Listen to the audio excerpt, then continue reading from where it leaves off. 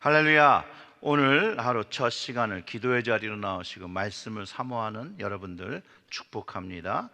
먼저 기도하고 오늘 본문을 제가 봉독해 드리겠습니다.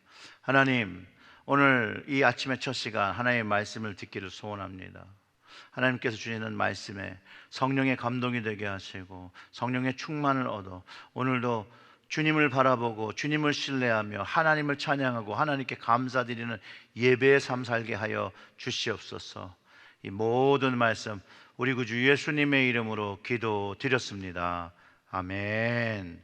오늘 말씀은 시편 119편의 129절부터 136절의 말씀입니다. 시편 119편 129절부터 136절의 말씀입니다.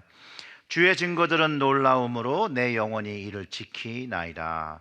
주의 말씀을 열면 빛이 비치어 우둔한 사람들을 깨닫게 하였나이다. 내가 주의 계명들을 사모함으로 내가 입을 열고 헐떡였나이다. 주의 이름을 사랑하는 자들에게 베푸시던 대로 내게 돌이키사 내게 은혜를 베푸소서. 나의 발걸음을 주의 말씀에 굳게 세우시고 어떤 죄악도 나를 주관하지 못하게 하소서. 사람의 박해에서 나를 구원하소서. 그리하시면 내가 주의 법도들을 지키리이다. 주의 얼굴을 주의 종에게 비추시고 주의 율례로 나를 가르치소서. 그들이 주의 법을 지키지 아니하므로 내 눈물이 시냇물같이 흐르나이다. 아멘. 시편 119편 중에 129절부터 136절까지의 말씀은 말씀을 지키는 자로서의 훈육과 구원의 간구에 대한 이야기입니다. 그래서 하나님 말씀에 대한 찬양과 사모함이 거기 담겨 있고 이 저자의 그 열정이, 말씀에 대한 열정이 잘 드러나 있습니다.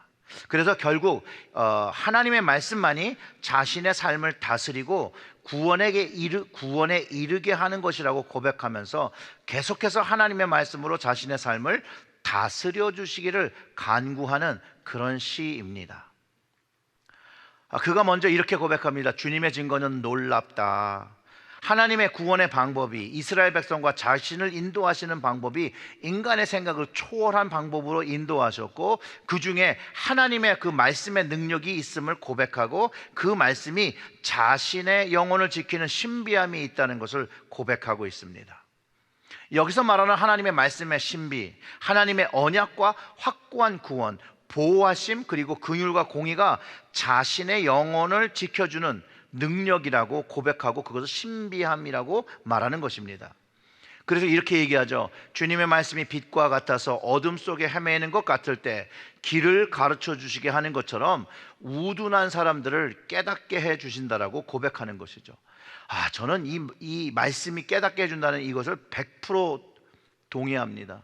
하나님의 말씀은 우둔한 저를 깨닫게 하셔서 예수 그리스도의 그 십자가의 공의, 긍휼, 언약, 하나님의 사랑을 깨닫게 해주셨어요. 그 이후에도 하나님은 저의 영혼을 지키시는 그런 말씀을 주셔서 정말로 이것이 영혼의 닷과 같아요.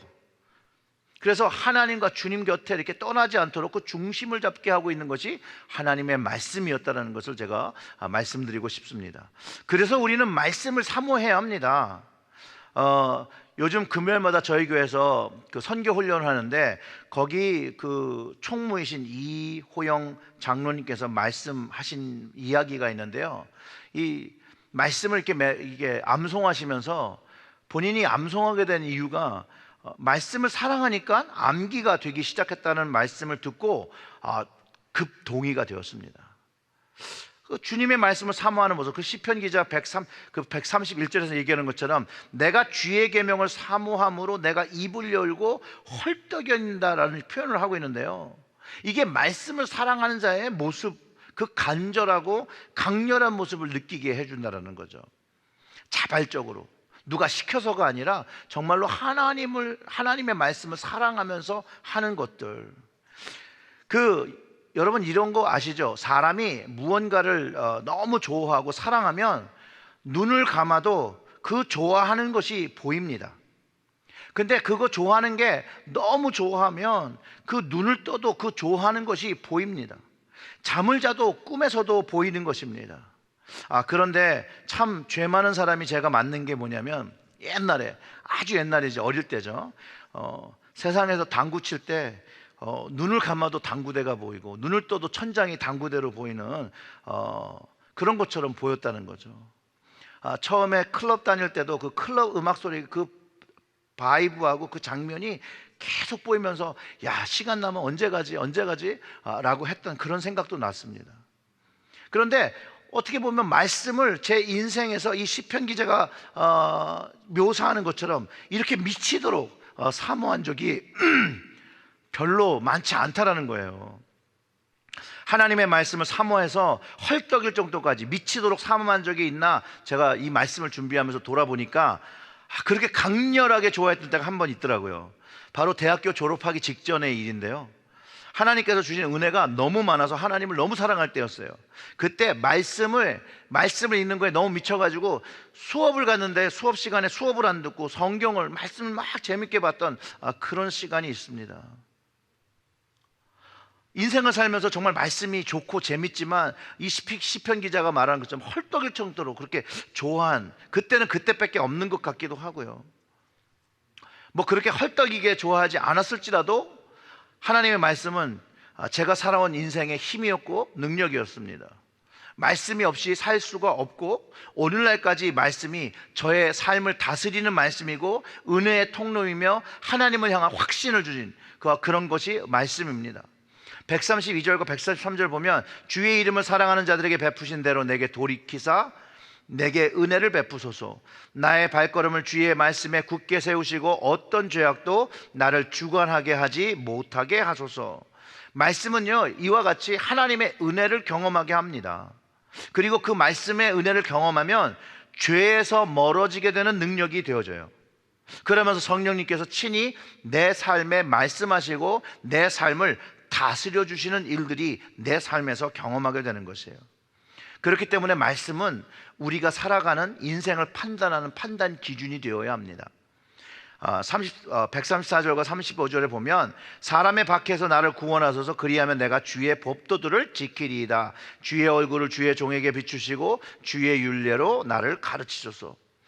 그런데 하나님의 말씀을 지킨다고 해서 힘듦이나 어려움이 없어지는 것이 아니에요.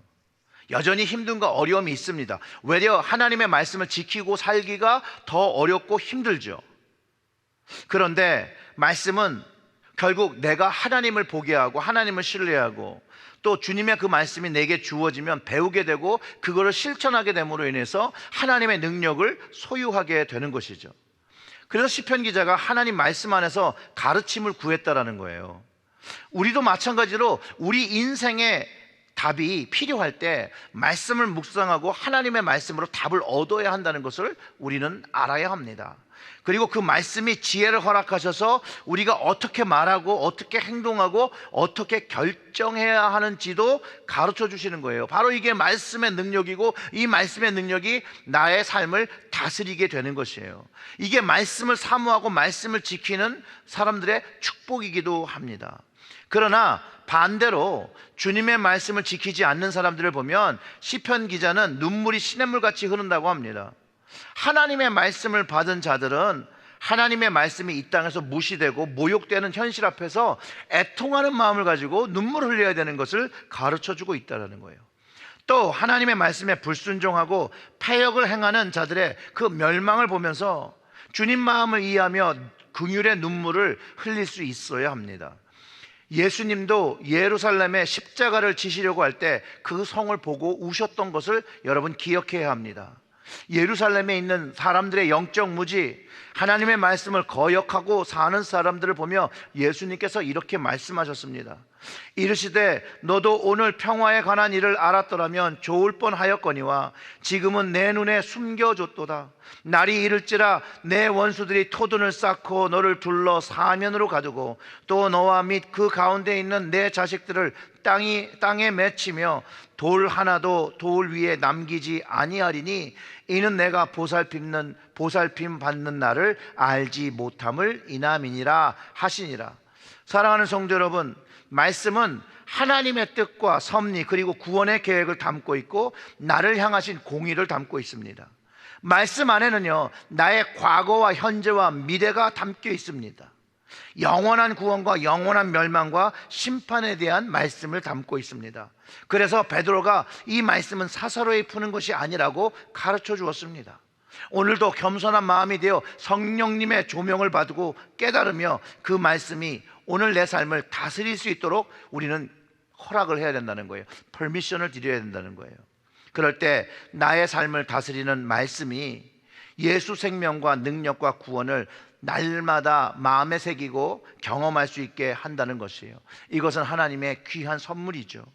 사랑하는 성도 여러분, 오늘도 성령님의 은혜를 구하며 이 말씀으로 오늘도 다스림을 받고 충만한 하루가 되시기를 주님의 이름으로 축원합니다. 아멘. 기도하겠습니다. 하나님 아버지, 감사합니다. 우리에게 하나님의 말씀, 이 성경의 말씀을 주시고 이 말씀을 통해서 예수 그리스도가 나의 주신 것, 나에게 생명 주신 것, 나에게 영원한 약속 주신 것, 영원한 구원을 허락하신 것, 깨닫게 하신 것 감사합니다. 오늘도 주님 앞에 무릎 꿇고 주님께 우리의 삶을 맡기며 하나님의 말씀 되신 예수님이 나의 삶을 다스려주기 원하는 겸손한 마음으로 살아갈 때 하나님, 오늘의 우리의 첫 시간부터 마감하는 그 시간까지 하나님의 은혜를, 하나님의 축복을 귀하게 경험하는 저희들이 되게 하여 주시옵소서. 이 모든 말씀 우리 구주 예수님의 이름으로 기도드렸습니다. 아멘. 아멘.